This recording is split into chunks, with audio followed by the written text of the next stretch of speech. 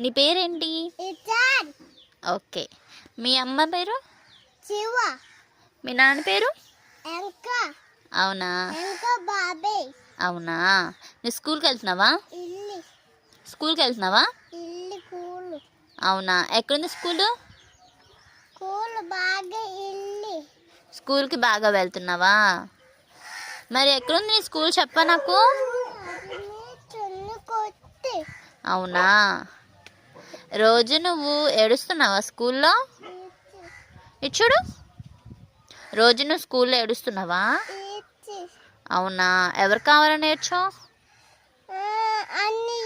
అన్నయ్య. ఓకే, మరి బాగా చదువుకుంటున్నావా?